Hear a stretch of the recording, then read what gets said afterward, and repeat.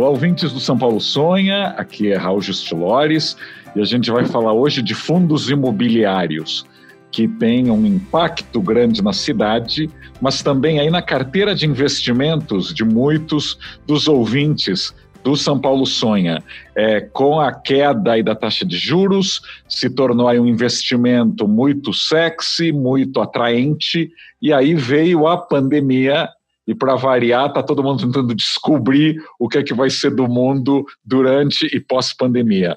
Hoje recebemos dois grandes especialistas nessa área, o Thiago Costa, que é sócio e diretor aí da área de fundo imobiliário do HSI, e o Michel Wurman, que é sócio e responsável pela área aí de real estate, de mercado imobiliário, do BTG. Ambos cariocas que moram aqui em São Paulo já há um tempo e que estão acompanhando justamente essas reviravoltas no mercado. A primeira pergunta, começando pelo Thiago, o que já mudou, então, de março para cá, assim, num panorama geral, nos fundos imobiliários? Bom dia, Raul. Primeiro aí, obrigado pelo convite, um prazer participar aí desse podcast que eu escuto já desde o iniciozinho. Ainda mais com o Michel aí, que é um amigo e parceiro aí do setor. Acho que assim, falando um pouquinho de mercado imobiliário, vou deixar depois o Michel falar especificamente de fundo imobiliário. Eu acho que a gente começou a pandemia em março com um momento assim foi aquele momento inicial de muita incerteza, né? Uma situação super nova aí que acho que ninguém tinha vivido nada nem próximo disso. Eu acho que, em geral, o mercado deu uma congelada. Quando eu digo deu uma congelada, quem tinha que pagar o seu aluguel, na verdade, resolveu preservar a caixa, segurou um pouco os pagamentos. A gente viveu um momento ali inicial onde ninguém pagava ninguém, e o mercado, ao longo do tempo, ele foi se ajustando. A gente começou a entrar os meses de maio, junho, julho, já com uma melhora substancial aí do cenário macro. Acho que assim, dividindo bem em classes de ativo, acho que duas classes de ativo sofreram muito durante a pandemia. Os hotéis, que na grande maioria, se não fecharam, passaram a ter uma ocupação baixíssima, então os hotéis foram talvez aí os mais prejudicados nessa crise, e os shopping centers, né? Assim, todas as empresas de shopping center ou proprietários de ativo de shopping center estão passando ainda por momentos muito difíceis. Os lojistas, obviamente, não conseguem pagar o aluguel, estão com suas lojas fechadas. Agora começou uma retomada gradual aí de abertura. Então, acho que a crise ela separou bem assim as classes de ativo. Hotel e shopping passando por momentos muito difíceis com a pandemia. E na outra ponta, a gente tem uma classe de ativo que definitivamente sai aí forte, fortalecida da pandemia, que são os galpões logísticos. Sai fortalecido porque o mercado acredita numa aceleração ainda maior da penetração do e-commerce no setor imobiliário como um todo. Então, os galpões logísticos acabaram saindo vitoriosos aí da crise, especialmente com esse modelo de juros baixos. O residencial, que era uma classe de ativo que a gente temia muito no início, a gente já viu esse filme em crises passadas, a gente achava que poderia sofrer bastante. A gente está tendo meses muito bons de venda a partir de maio, junho e julho foram meses fortíssimos de venda. Eu acho que o residencial, assim, para produtos que já tinham sido lançados, as incorporadoras que já tinham lançado produtos e estavam com ele na rua, elas estão indo bem, estão performando bem. As pessoas acho que passaram a entender e valorizar cada vez mais a sua casa, o seu apartamento. Obviamente, esse cenário de juros baixos ajuda a pessoa a tomar a decisão de compra de apartamento. Então, o residencial surpreendeu positivamente. As vendas continuam muito boas, assim, perto do que a gente imaginava.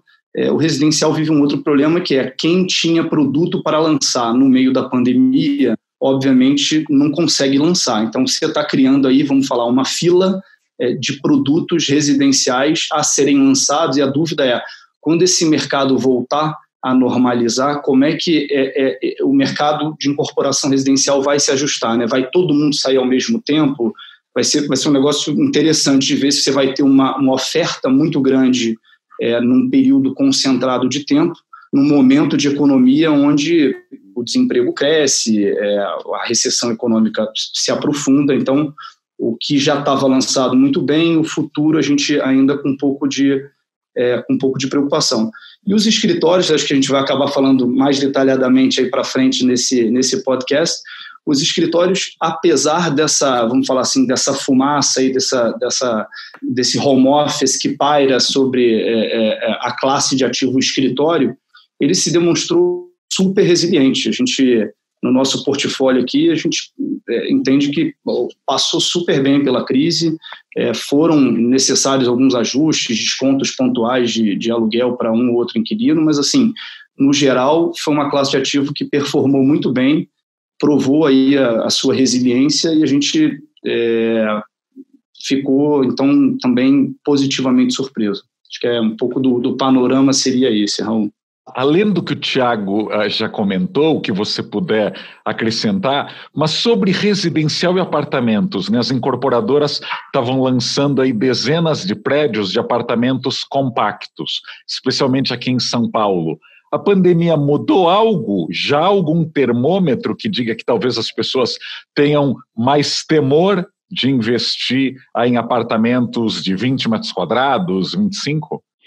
Em primeiro lugar, Raul, obrigado pelo convite, super feliz aqui em poder participar. Esse podcast é super legal e é um podcast que ele é super antenado nas novidades, nas polêmicas, e estou super feliz de estar aqui com o Thiago, um amigo, um cracaço desse mercado imobiliário que a gente discute muito aqui.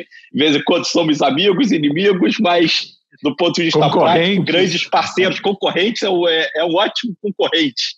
Respondendo a sua pergunta, e depois eu quero comentar um pouco na pergunta que o Thiago comentou, é óbvio que o fenômeno das pessoas terem ficado em casa 3, 4 meses, elas têm que repensar um pouco no que é a vida. Tá? Foi uma coisa muito drástica, ninguém teve essa experiência. Estamos discutindo a última experiência de guerra, aconteceu na Segunda Guerra Mundial. Tá? Fora isso, essa ruptura de trauma, tem muito poucas pessoas vivas ainda da geração da Segunda Guerra Mundial. Eu acho que o maior efeito, sim, vai poder ser você não ter que estar tão próximo do seu escritório em alguns casos, principalmente no caso das pessoas que trabalham em situações de back-office, nas áreas de back-office. Então, assim, se você tem a possibilidade de você estar um pouco mais distante, óbvio que você vai buscar mais espaço. Se você não tem a possibilidade de estar mais distante, você não tem opção, você vai acabar comprando 25, 30, 40 metros quadrados.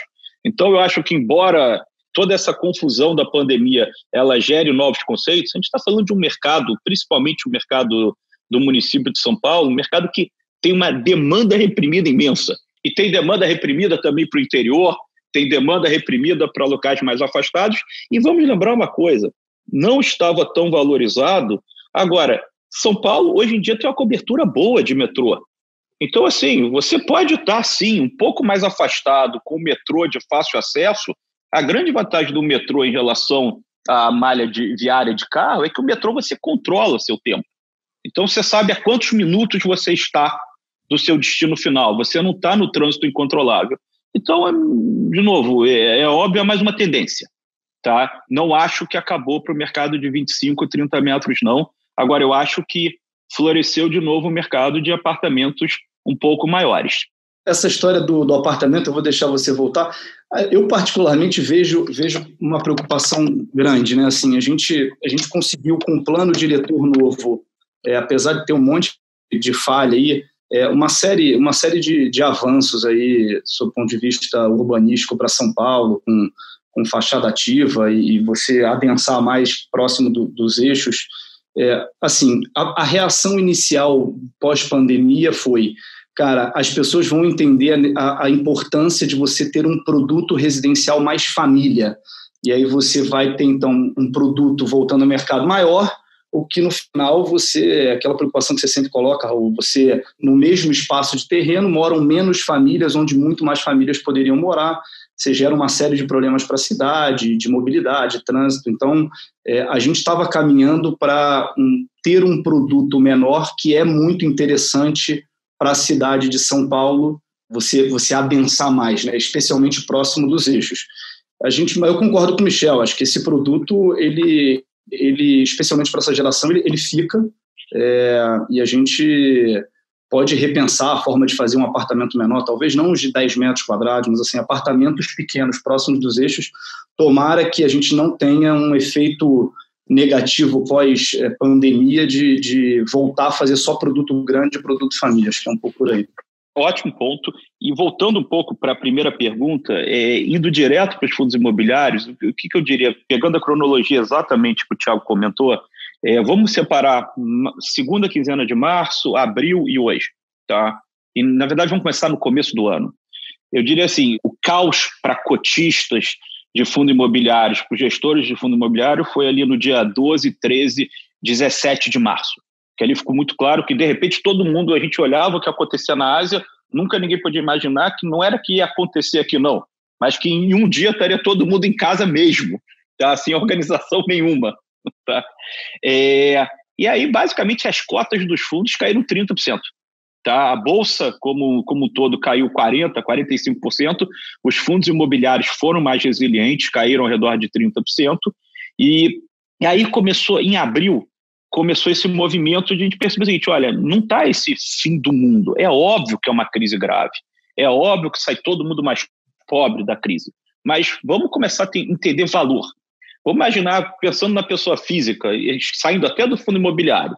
Se eu tenho um apartamento que eu alugo, aquele apartamento ele me gera uma receita por mês e aquilo ali eu calculo quanto pode valer o apartamento. Imagina que aquele apartamento ficou desalugado. Significa, como a receita é zero, aquilo ali deveria valer zero o apartamento? Não faz o menor sentido para um ativo imobiliário. Então, todos os investidores mais especializados em investimentos imobiliários pensaram que realmente não pode cair 30%, 40%. Mesmo um shopping fechado, se eu não tenho fluxo por um ano, vamos imaginar aqui um exercício, se o shopping dá 5%, 6%, 7% de receita ao ano, ele deveria valer próximo de descontos 7%, deveria valer próximo de 92%, 93%. Tem que ter mais alguma incerteza? Tá bom, aplica um pouco mais de desconto. É razoável esse negócio cair 10%, no máximo 15%, não 40% como caiu.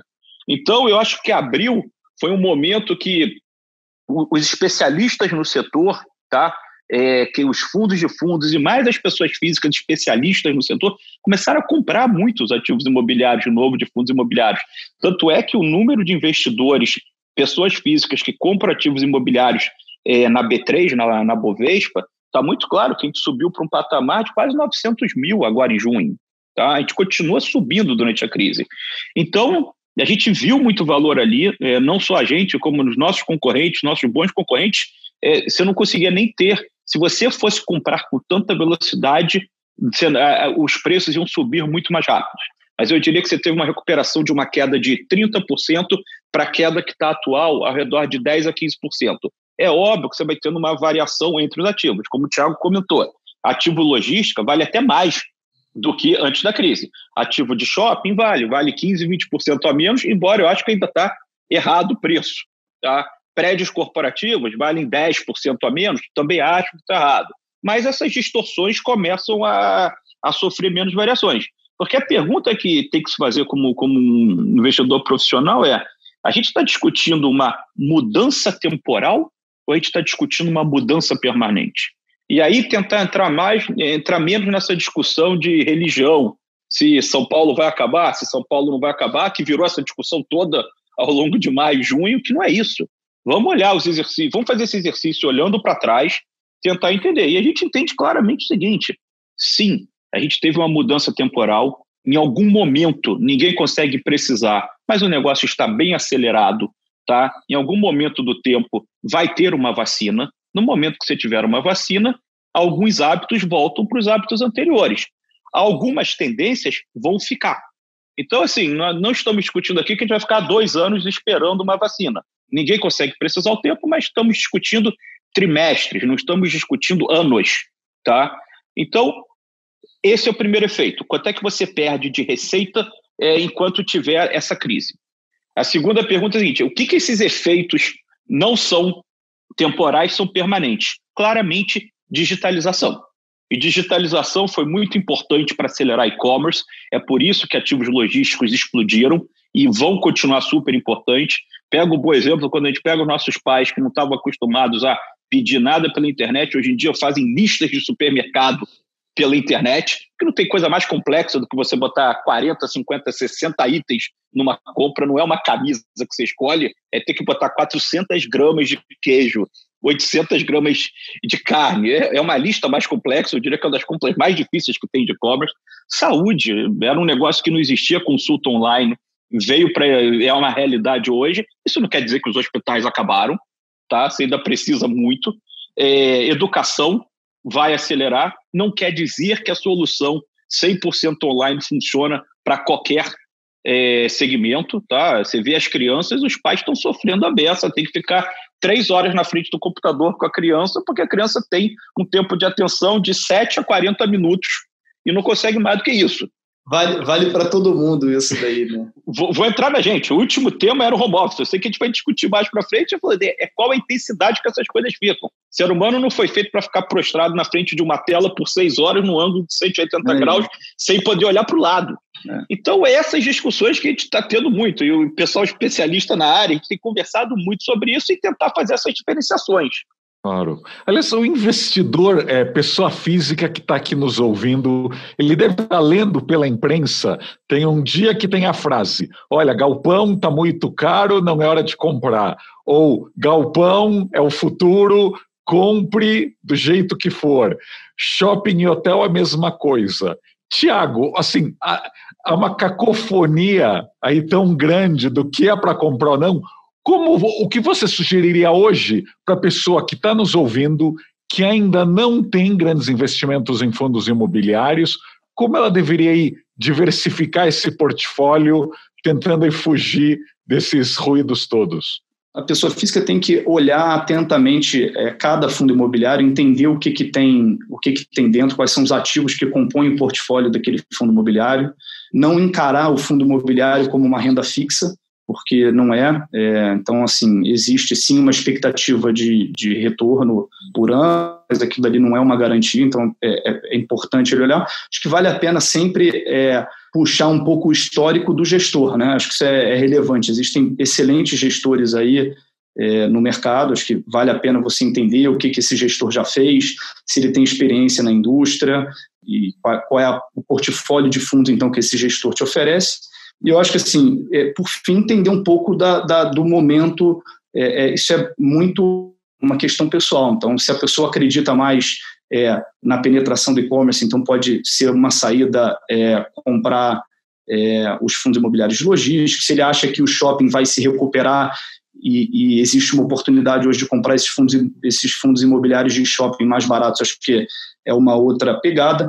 Existe também hoje um produto que são os fundos de fundo também, onde se você não quiser escolher o seu fundo imobiliário, você tem a opção de aplicar num fundo que só compra outros fundos imobiliários, é o que o pessoal chama aí na indústria de FOF, né? Que são os fundos de fundo. Então você, na verdade, está delegando para um gestor profissional que passa o dia inteiro olhando todos os fundos imobiliários da indústria a decisão do que comprar. Eu acho que, então, no geral é isso, acho que a recomendação é olhar e estudar isso daí atentamente e ponderar também sempre com o investimento imobiliário direto que ela também já tenha, né? Todo mundo, além da sua poupança, pode ter, a pessoa decidiu poupar um dinheiro e comprar 2, 3 apartamentos para alugar, aquilo ali já é uma alocação no setor imobiliário, então leve isso em consideração sempre que você for montar o seu portfólio de investimento. Concordo plenamente. Acho que essa linha tem as diversas classes de ativos, diversos segmentos, e depende da estratégia de cada investidor. Mais risco, menos risco com mais garantia de retorno. Então, ele tem que medir qual é a melhor subclasse para entrar.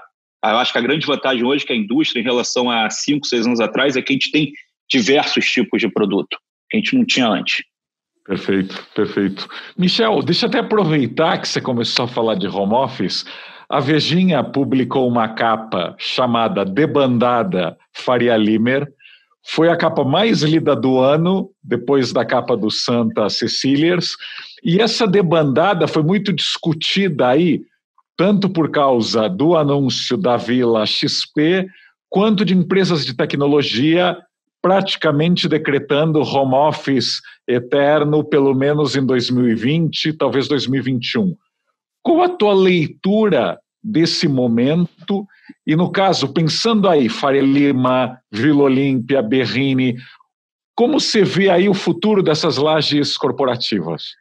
Vamos lá, essa é a grande polêmica do momento, né? Primeiro, em relação à Vila XP, isso é uma estratégia empresarial da XP, para ela faz sentido, estamos torcendo que dê certo e faz parte da estratégia dela. Eu não acho que isso mexe com todo o mercado, tá? Inclusive, a própria XP ela ocupa menos que 15% do centro empresarial que ela está hoje em dia. Então, não é que aquele senhor prédio ali ele vai ficar desocupado, a gente está falando de menos de 15%. Tá? Então, é uma estratégia empresarial, precisa de mais espaço, pode fazer sentido. Tá? Não quer dizer que isso desmonte todo mundo. As próprias empresas de tecnologia, historicamente, já tentaram várias vezes esse movimento de home office para cá, home office para lá.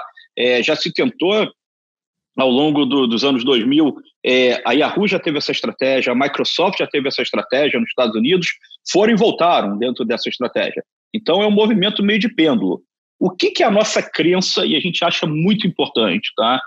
É óbvio que vai ter mais digitalização. É óbvio que você vai ter mais Microsoft Teams, você vai ter mais Zoom, você vai poder ter mais conferências online. Mas o ser humano não foi feito para ficar 100% na frente da tela, tá? Desde a criança ao adulto. E a nossa crença é que um escritório, o que é muito importante no escritório? É onde você cria cultura, é onde você reúne as pessoas, é onde as ideias surgem, é onde você se sente parte de alguma coisa, que é muito importante. Quando você trabalha numa empresa, esse sentimento de pertencer, o sentimento de ter cultura, o sentimento de saber que tem que passar a cultura adiante, isso é uma das coisas muito importantes como ser humano, tá? A gente não trabalha só olhando o curto prazo, a gente trabalha em coisas que a gente acredita e que quer levar aquilo para o futuro. E é muito claro que a interação de pessoas é importantíssima nos escritórios, tá? Então, eu acredito o seguinte, algum grau de home office pode ter? Sim. Algum grau de flexibilização vai existir após esse momento de quarentena? É óbvio. Não o suficiente para acabar com os escritórios. Até o contrário, talvez os escritórios tenham até formatos diferentes. Você precisa de mais salas de reunião, menos de espaços para pessoa física nas suas baias, mas você precisa talvez de mais espaços de interação. O que a gente tem feito? Eu posso te dizer qual é a nossa lógica. A gente tem comprado. Tá? A gente anunciou no final de abril, a gente está no meio do processo, finalizando, a gente anunciou no final de abril a intenção de compra de um prédio da Multiplan, que fica em frente ao Shopping Morumbi, um senhor prédio que a gente gosta muito, mas eu diria assim, foi um movimento na época quase ali no ápice da pandemia, tá? do enclausuramento em casa. Então, a gente tem essa convicção que prédios muito bem localizados, muito bem construídos, com empresas fortes, têm e vão continuar tendo muito valor. Só para complementar, eu acho que além do social, do coletivo, né, desse encontro aí e do fortalecimento da cultura, acho que tem várias coisas. Primeiro que as pessoas querem estar próximas das lideranças e do processo decisório, né? Acho que é fundamental. Ninguém quer estar em casa sabendo que existe muita coisa acontecendo num escritório. As pessoas querem estar próximas das lideranças e especialmente pessoas mais novas querem aprender, e o treinamento todo dentro de um escritório é algo fundamental. Depois, acho que a gente tem aí um desafio cultural, que é assim, essa nossa cultura ainda muito presenteísta, todo mundo que quer ver uma outra. A gente é um povo ainda bem desconfiado, então acho que esse é um outro gargalo grande para o home office, e especialmente quando você imaginar que o mercado vai reabrir e as coisas vão estar abertas, ou seja, as empresas vão se comportar com uma vida normal, sabendo que o funcionário está em home office. Eu particularmente, vou ser assim, bem transparente. Assim, eu acho que a produtividade, ao contrário do que muitas pesquisas aí revelam, ou pessoas falam, acho que a produtividade caiu muito durante a quarentena. Acho que muitas oportunidades surgem do encontro na rua entre as pessoas, do café sem agenda, que dali surge um negócio. Não está acontecendo, ninguém marca um Zoom para ver se tem um terreno para fazer um prédio residencial na Vila Madalena ou em Pinheiros ou algo do tipo. Essas coisas acontecem do encontro de pessoas. Então, assim, isso sem falar dos desafios legais, trabalhistas que a gente vai enfrentar, toda essa burocracia pesada do Estado brasileiro. Então, acho que, primeira coisa, acho que as minhas conclusões são assim, eu acho que primeiro, a indústria proprietária de ativos, ela é muito, isso é até uma crítica a gente, né? Ela se organiza muito mal em transmitir os pontos positivos do escritório. A mídia tem falado muito de home office, acho que o debate é super importante, as pessoas têm que deixar esse tabu de lado e poder criticar mesmo, acho que isso é relevante, mas tem saído muitas notícias de vacância aumentando por conta de home office. Acho que hoje em dia, se a gente for falar de vacância, ela está muito mais atrelada a uma desaceleração econômica, apesar de eu não acreditar ela de forma tão profunda, uma desaceleração econômica do que desse home office em larga escala. Dito isso tudo, acho que não existe nenhum benefício das lideranças das empresas em tomarem decisões assim precipitadas no meio desse caos de anunciarem home office para frente. Acho que o custo de você montar um escritório é um custo altíssimo, as pessoas estão desconsiderando isso. O CAPEX que vai lá dentro é alto. Você devolver um escritório é super difícil, você tem multas altas, você tem aviso prévio para cumprir. Só de cumprir um aviso prévio de 6, 9, 12 meses, o mundo já mudou de novo. Então, assim, acho que tem que ter um pouco mais de cautela, as pessoas não precisam tomar essas decisões de super longo prazo. Acho que é importante você dar alguma estabilidade de curto prazo para o seu funcionário, para ele trabalhar com alguma certeza, mas, assim, vai reavaliando de tempos em tempos a história do home office e vamos ver o que vai desenrolar. E mais para o debate, assim, vamos discutir o que seria esse novo escritório. Não se vai ter escritório, né? Um escritório mais amplo, iluminado, um escritório com mais tecnologia, conectividade, se Deus quiser, com mais design, arquitetura, conveniências, que as mesas fixas já estavam saindo de moda, elas devem sair de vez, até para atender estruturas organizacionais das empresas que são muito mais horizontais hoje em dia, não tem mais sala, todo mundo compartilhando esse... E assim, boas localizações, mobilidade, etc. Agora, e de preferência com lobbies dos corporativos mais vivos. Eu acho que ninguém fala disso. A gente tem hoje um monte de corporativo que é um lobby frio, de mármore, que tem 2 pessoas atendendo, um segurança hostil te olhando, 2 ou 3 pessoas fumando do lado de fora e absolutamente nada acontecendo num puta espaço que poderia estar ali para contribuir de alguma forma com a cidade. Então, vamos tentar sair da discussão da profundidade do home office e pensar assim, como podemos transformar os equipamentos atuais em escritórios mais interessantes para essa nova geração. Acho que o debate está mais para aí. Olha, é bem importante sublinhar isso que o Thiago falou sobre os lobbies dos corporativos da Faria Lima, da Berrini, da Vila Olímpia e tantos outros, né? É um choque quando você compara com os lobbies de Nova York, de São Francisco, de Tóquio, de Seul, que são lugares super vivos, até porque a ideia é valorizar esses prédios corporativos, né? É ter de uma loja da Apple a um restaurante transado, a uma sorveteria bacana, e não apenas 2 recepcionistas perdidas lá no fundo e um grande espaço sem um único assento. Então, quem sabe a gente não consegue transformar essa configuração tão antiquada, né? Mas eu tenho uma última pergunta para fazer para vocês dois, que é um clássico aqui do podcast São Paulo Sonha. Todo episódio a gente tem, então quem está descobrindo o podcast agora pode ouvir os episódios passados. Qual o sonho de vocês para São Paulo e o que é que poderia ajudar a valorizar esse estoque imobiliário da cidade? Começando aí pelo Thiago. Vamos lá. Primeiro, obrigado aí pela participação. Acho que super bacana aí poder bater esse papo com vocês. Acho que se é para a gente sonhar, vamos pensar, acho que em sonhos grandes aqui, né? Eu tenho Eu tenho um que é mais abstrato e acho que um pouco mais objetivo. Acho que, primeiro, as cidades elas são feitas para as pessoas, né? Então, acho que a gente não pode tirar a pessoa sempre do centro de qualquer coisa que a gente pensar aqui. Então, essa deveria ser a perspectiva. Eu acho que a gente pode olhar isso sob 2 aspectos. Acho que o caminho que as pessoas percorrem pela cidade e a história de onde você permanecer, né? Então, assim, no caminho, acho que a cidade deveria, e a iniciativa privada tem uma responsabilidade muito grande em tudo que eu vou falar, mas, assim, ter boas calçadas, né? Calçadas onde você consiga caminhar sem obstáculos. Acho que a ideia de você ter muito entretenimento no caminho, que vem com a história da fachada ativa, que precisa ser aprimorada, com as lojas de forma assim, mais transparente, aberta para a calçada, elas mais curtas, né, evitando aquelas longas vitrines, onde você tenha um contato visual do interior da loja com o lado de fora, para gerar mais segurança para a cidade como um todo.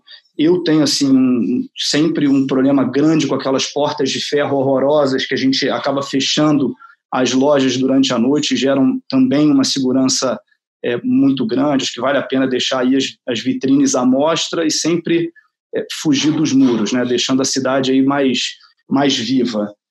Acho que o público e o privado deveriam se entender para essa história da fiação enterrada, né? Você enterrar essa fiação que gera uma poluição visual muito grande. E acho que a gente se perdeu um pouco aí nos últimos anos. A gente deveria gastar mais energia pensando as ciclovias, as ciclofaixas. Acho que a bicicleta fazendo parte de um sistema mais integrado de transporte, onde o cara consiga entrar com a bicicleta no trem, no metrô, no ônibus e combinar aí os meios de transporte. Umas ciclofaixas, ciclovias mais no modelo nova-iorquino, onde o carro seja uma forma de proteger o próprio ciclista. Acho que é um negócio bem interessante, aumentando também o fechamento de rua para frente. Então, assim, no caminho, acho que são esses os pontos. Acho que para a história de você ter mais gente na rua ao longo do tempo, melhora de mobiliário urbano, onde eles sejam melhores pensados. Assim, mobiliário urbano paulista é muito ruim ainda, você praticamente não tem nada de interessante. Acho que a história do paisagismo, das árvores, você fazer sombra para que as pessoas tenham vontade de permanecer no local, e mais gente na rua, mais mesa na rua, menos vaga de carro ocupando espaço público, empreendimentos imobiliários mais abertos, com nicho, abertura, um pouco aí do que a gente falou. Então, assim, numa pegada mais conceitual, acho que essa é uma cidade mais interessante para todo mundo. Isso também para fugir lá dos problemas já óbvios de Morumbi, Berrini, centro da cidade, que você já falou bastante aí nesse podcast. O outro, acho que o mais específico, que é aí como corredor de final de semana, maratona, meia maratona, assim, eu fico sempre muito triste em ver o uso da USP, né, do campus da USP aqui em São Paulo. Eu acho que teria um potencial muito grande para a cidade, é muito mal aproveitado, acho que cheio de regra para usar final de semana e tal, que é quando você, né, traz gente para aproveitar esse lazer. E assim, acho que essa história do muro, a prefeitura começou a fazer um muro de vidro, parou na metade, agora metade do muro é de vidro, metade de concreto. Também, apesar da marginal ser horrorosa, é uma entrada da cidade de São Paulo. Você vê um negócio que ficou no caminho, não ficou no caminho por um ano, né? Tá 2, 3 anos parado. Acho que isso é algo que deveria ter solução. E para fechar, acho que são muitos sonhos aí. Acho que no nosso mercado, você vai concordar, acho que tanto no mercado financeiro como nos gestores dos fundos, arquitetos, né, planejadores da cidade, urbanistas, falta ainda muita diversidade. Acho que, especialmente se olhando as mulheres, elas ainda estão pouco representadas em todas essas profissões, né? As mulheres como urbanista, como arquiteta, a gente vai citar aqui, se a gente parar para citar os grandes arquitetos aí de hoje em dia em corporações residenciais, né, você vai ver que falta representatividade ainda da mulher em tudo, e no mercado financeiro acho que em especial. Acho que é um pouco de um apanhado de coisa. Uma lista muito boa, não? Que bom, as pessoas vão ter bastante o que pensar. E Michel? Bom, depois dessa lista aí, sobram poucas coisas, a lista está muito bem feita. Eu diria só corroborar alguns pontos dela, eu acho que assim, é basicamente como é que o paulistano pode usar mais as ruas e menos os carros. Então, isso literalmente passa pela questão de loja nos prédios, isso automaticamente vai deixar as calçadas mais iluminadas à noite, o que traz segurança, o que traz as pessoas para andar na rua. Então, é um pouco esse fenômeno que tem em Nova York, que, embora altamente adensado, a rua é segura. Eu acho que isso seria já um grande começo, tá? A rua com segurança, ela traz gente e iria trazer atividade econômica que eu diria que gera um ciclo virtuoso espetacular. Isso é fácil de fazer, tá? A lei já permite, eu diria que esse é o início de uma coisa que não é muito difícil sonhar, tá? E talvez o maior sonho, saindo um pouco da arquitetura, da questão mesmo do uso, eu acho como é que a gente pode manter São Paulo atraente para os jovens. Era uma discussão que a gente estava tendo nós aqui antes do podcast, ouvindo mais um desses urbanistas famosos, o Richard Florida, comentando no podcast no final de semana, era exatamente discutindo Nova York, e São Paulo é a Nova York da América Latina, tá? O que faz uma cidade atraente é aquela cidade que consegue trazer o jovem recém-formado com ambição e potencial de crescimento. Se a gente conseguir ter uma cidade com que seja aquela meca que ali é um lugar que a pessoa tem um grande potencial de crescimento profissional, um grande potencial de conhecer gente, um grande potencial de ter relacionamentos, eu diria que isso deveria ser sempre o drive de longo prazo. É ali aonde você tem que estar o tempo inteiro olhando para não perder essa capacidade de atração. E a gente sabe que o jovem é esse que move a sociedade, é ali que aposta, é ali que tem um grande crescimento. Não estou desmerecendo nenhum de nós, não estou desmerecendo gerações mais velhas, não estou desmerecendo os mais jovens, mas eu diria assim, enquanto São Paulo conseguir continuar e aumentar a atração dos talentos, isso é a segurança econômica que São Paulo, no longo prazo, continue forte. Sensacional, Michel. Muito obrigado, Thiago, também. Acho que a gente está com uma lista muito boa aí de sonhos. Eu acho que é um momento de crise muito séria.